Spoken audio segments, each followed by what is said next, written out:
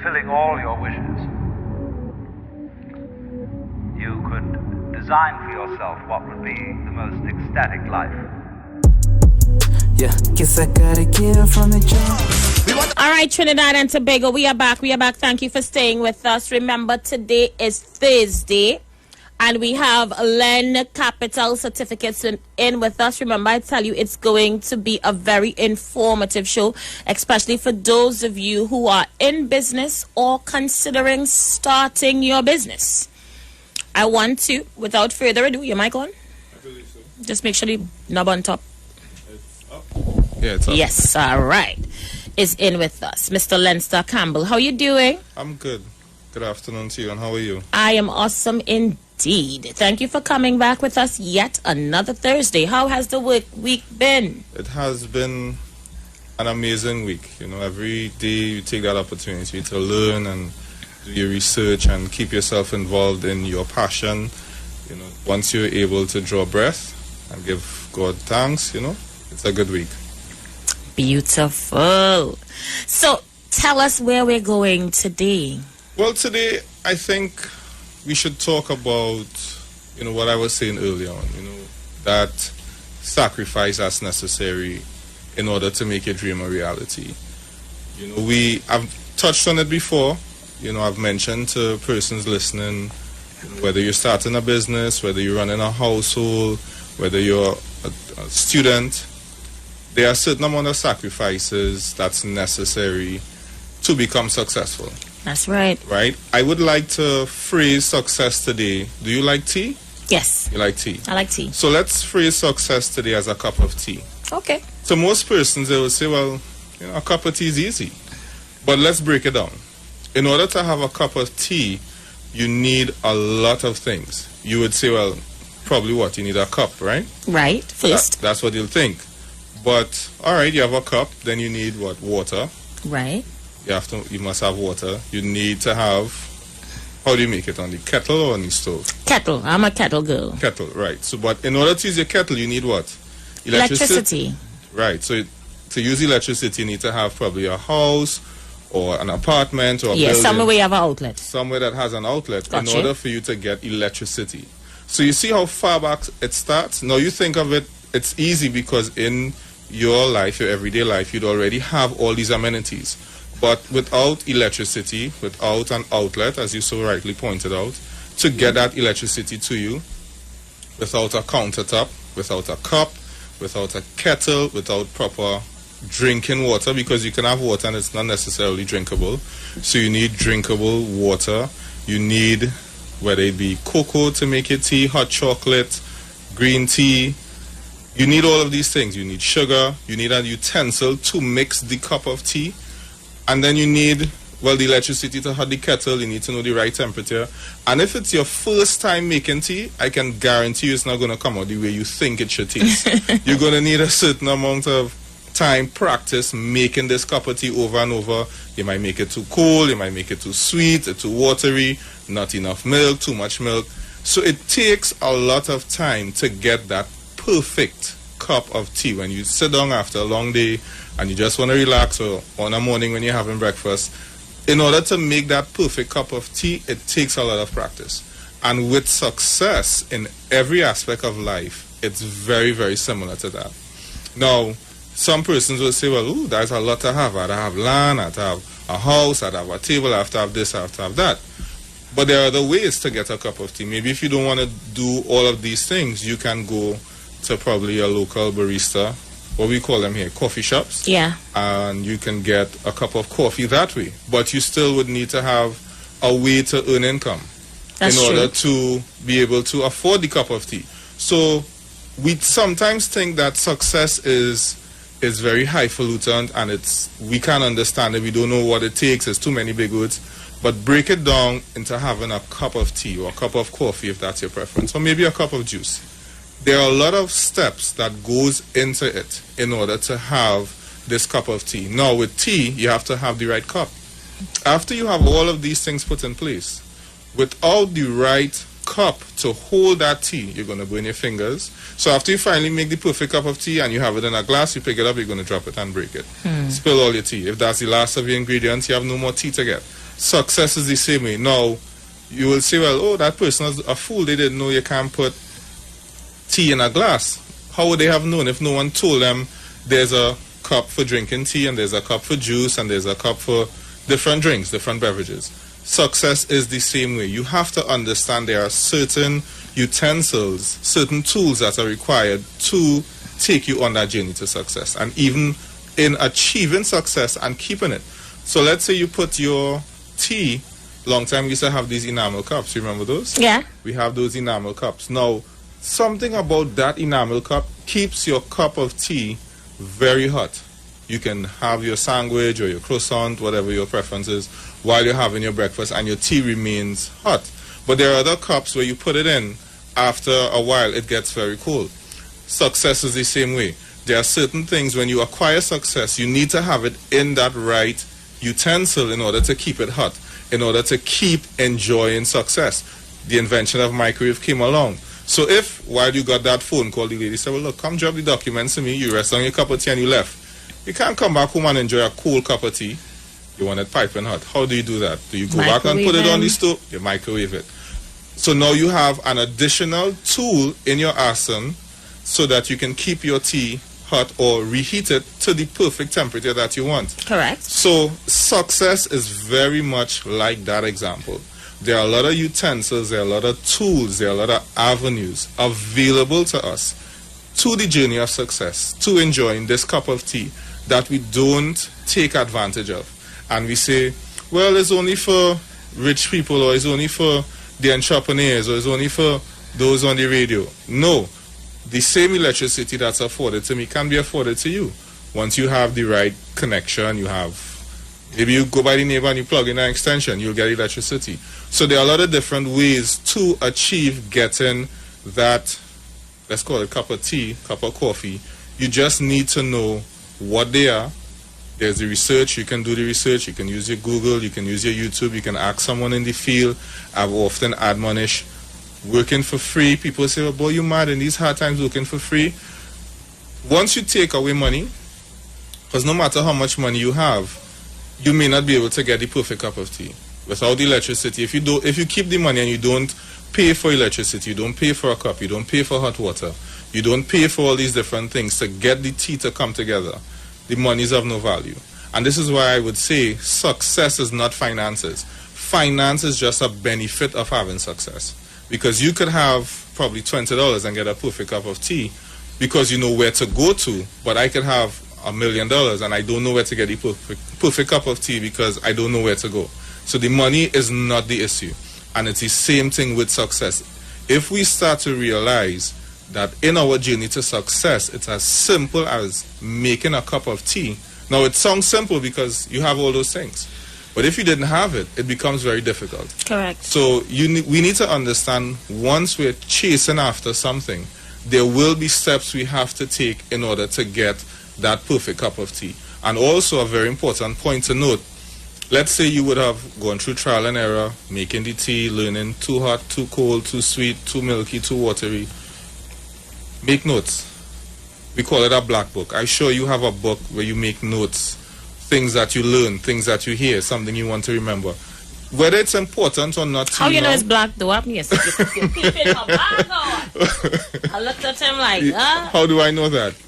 Do not leave home without You this. see? You see this? And you see all the markers and the... Very important. Very, very. Like a good old money, no? Yeah, that book is very vital because that black book now has all the information, and sometimes you may want to remember something. You go back to your book and you say, oh yes, or I made a note of this, I made a note of that. It's very important to keep notes of your journey. So while you're going along, make notes, make pointers. Okay, I added this, it didn't work.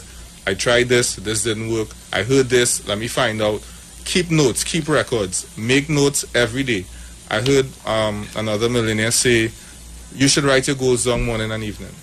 So if your goal is to make a cup of tea in this instance, you should write it down every day. But don't write down an average goal. Say, I want to make an extraordinary cup of tea, or I want to make the most chocolatiest, if that's a word, cup of cocoa there ever was. Your goal has to be so far-fetched that you always keep trying to reach there. If it's too simple, I just want to make a cup of tea. When you attain that, then what? But when you have a target, for example, you want, when I make a cup of tea, that I should taste it, and she says, I remember when my mom made this.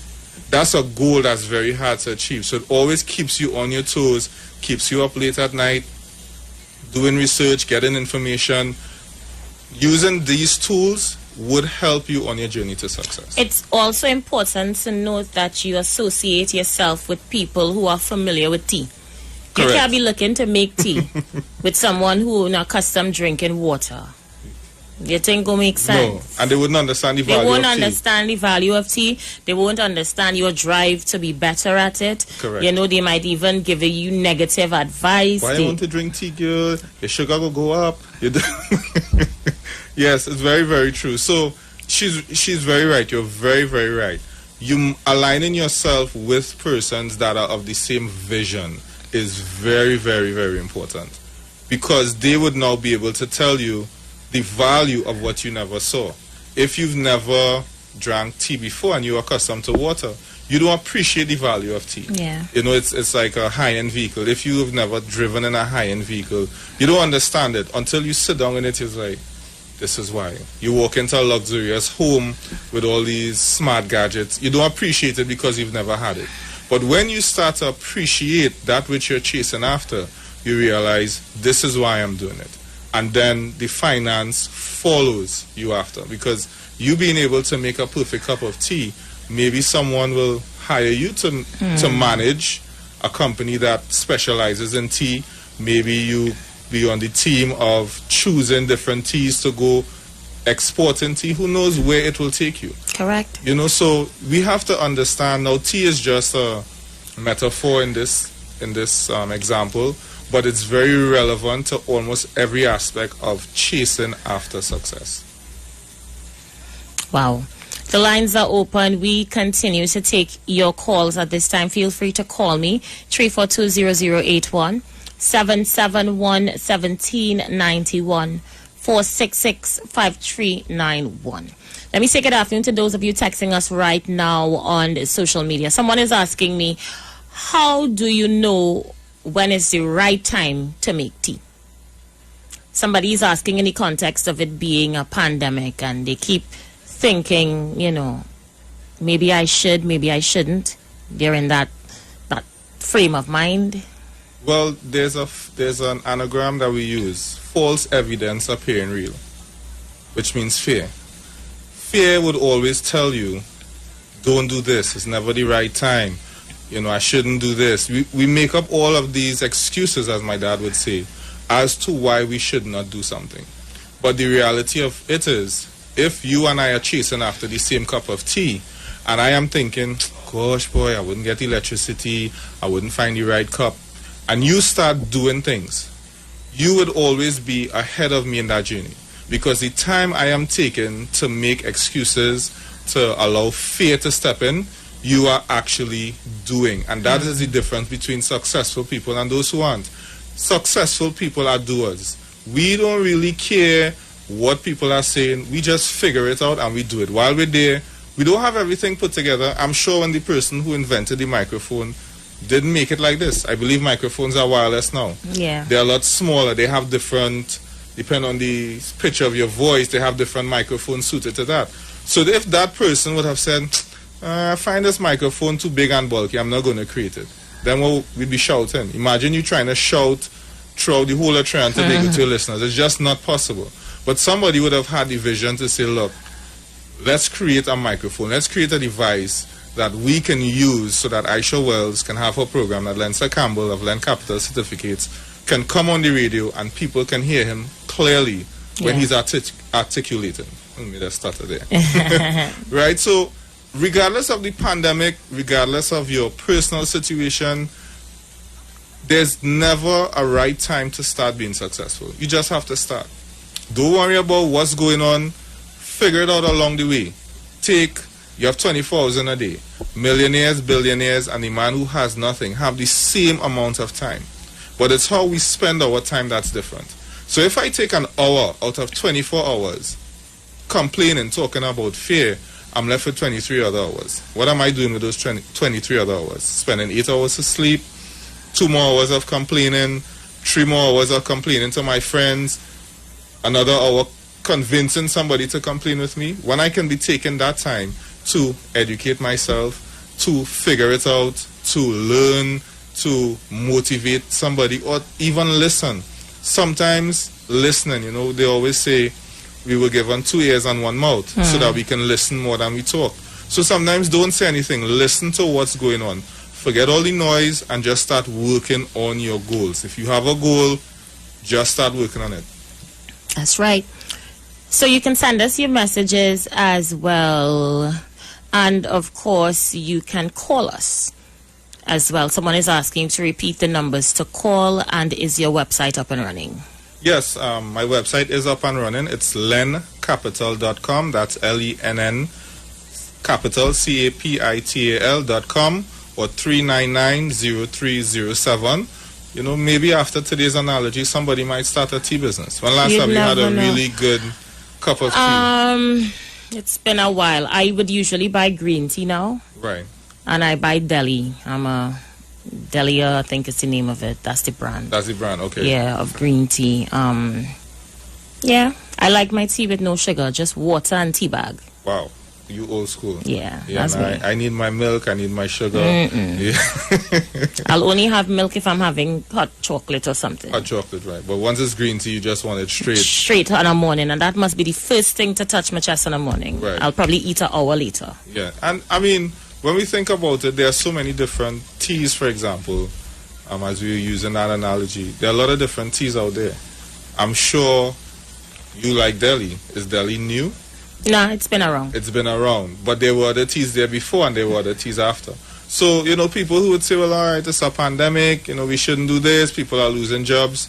Stop looking at all the negative things there are. Learn from the negative and move towards the positive. Because the positive is that you still drink tea. During the pandemic, have you said, I don't really need that tea? No, on your journey to success, when you get up in the morning, you said the first thing that you want to touch your palate is that Delhi tea. So if Delhi rescinded and decided, nah, it's too hard, maybe getting it to Aisha all the way in Trinidad is going to be too difficult, you wouldn't be able to enjoy it. And you're not saying this tea isn't worth it. You want to have that cup of tea on the morning. Whatever the price is, because you didn't mention the price. You didn't say, oh, it's the cheapest tea out. You said you enjoy the green tea and it's that brand, yeah. It's that brand. So you're willing to pay for it. And it's the same thing. You have a good idea or you're a part of a team that has a great vision. Don't give up. It doesn't happen overnight. Success is not going to come to you overnight. There's a scientific number out there, statistic that says it takes the average person almost 30 years to become successful. If you think about that, most of us believe, well, I should open a business today and tomorrow I want to make $1 million. Or tomorrow I want to be rich. Tomorrow I want to be successful. But it says, the scientific number says it takes almost 30 years. Hence the reason you would see men and women older, in their 50s or their 60s, driving around in Mercedes-Benz and BMWs and buying Lamborghinis. It's not they're going through a midlife crisis. These are the ages where they can actually afford it. They would have put in their 30 years and their journey to success would now start to overturn at these ages. So I'm 52 and I want to buy a Lamborghini.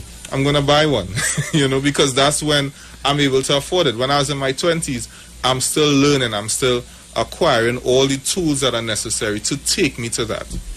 Well said indeed. So, let's see, okay.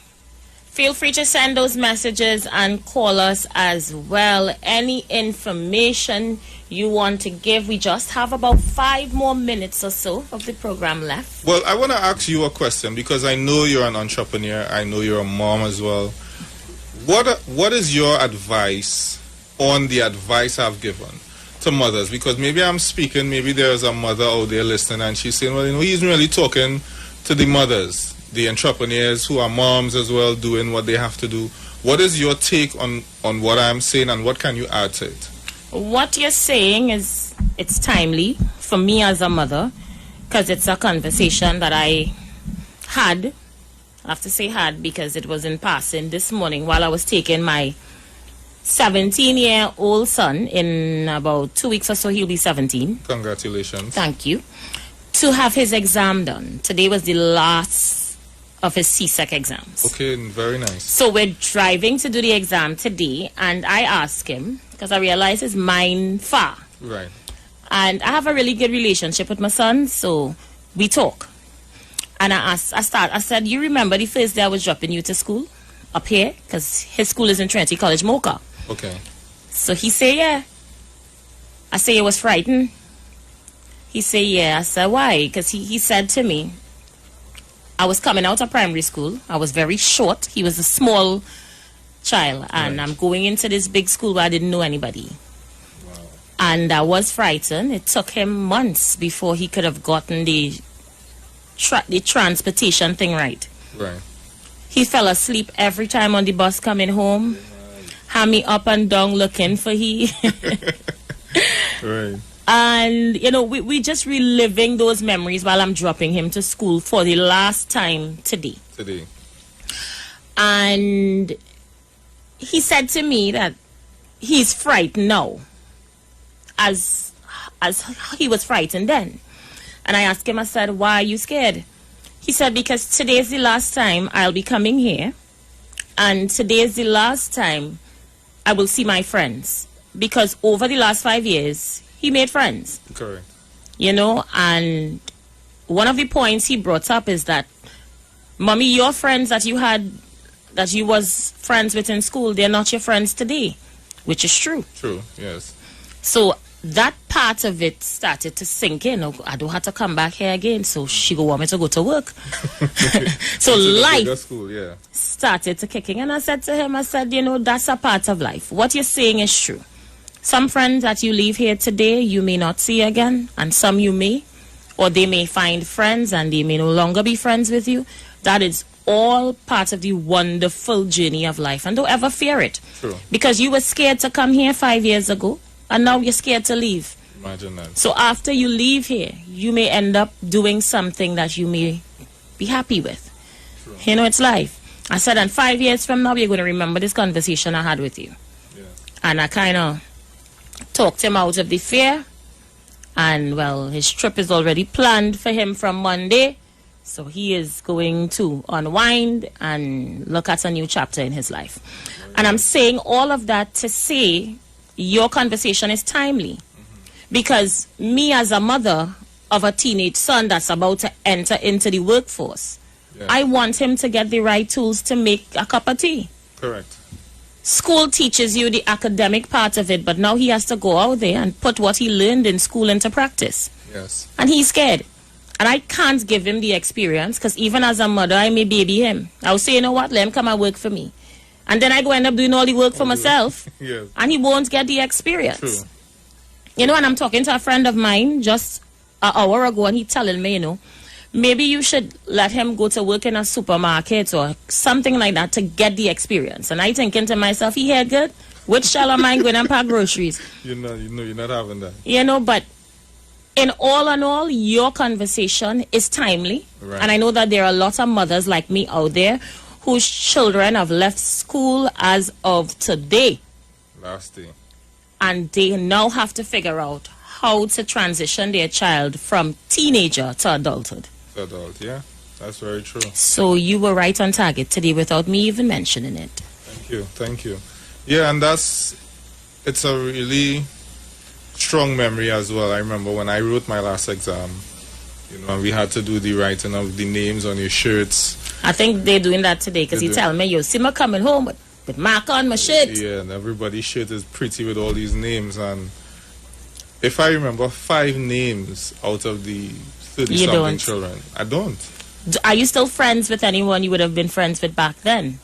From primary school, 2. From secondary school, about 3. About 3. Well, you still have. Yeah. And those, I mean, friends as in turn, if we see each other every Christmas, it's like, hey, you know that, but that every day as before, no.